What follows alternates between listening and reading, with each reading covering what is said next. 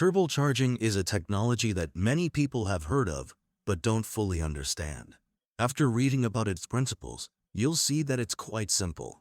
Naturally aspirated engines have limited intake volume and average power output. To achieve greater power without modifying the engine's physical structure, turbocharging, a technology similar to a blower, is employed. In essence, a turbocharged engine uses a forced induction device to increase the amount of air entering the engine, allowing for more complete fuel combustion.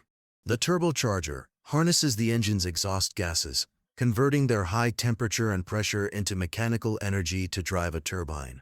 The turbocharger is connected to a specially designed exhaust system that can withstand higher pressures and temperatures than ordinary pipes. Although called a turbocharger, it comprises two main components: a turbine and a compressor.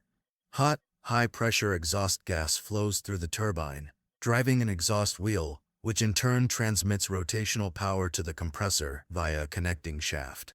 Fresh air enters the compressor through an air filter. Inside the compressor, rotating blades compress the air, causing its temperature to rise. Because cooler air is denser, an intercooler, a heat dissipation device, is placed between the turbocharger and the engine's air intake to cool the compressed, high-temperature air. This allows more air to enter the engine. With increased intake volume, the engine can output greater power by mixing with more fuel and undergoing combustion. This is the basic principle of turbocharging. The term turbo is used to represent turbocharging. For instance, 1.5 tons indicates that a 1.5-liter displacement engine utilizes turbocharging technology. Please like and subscribe.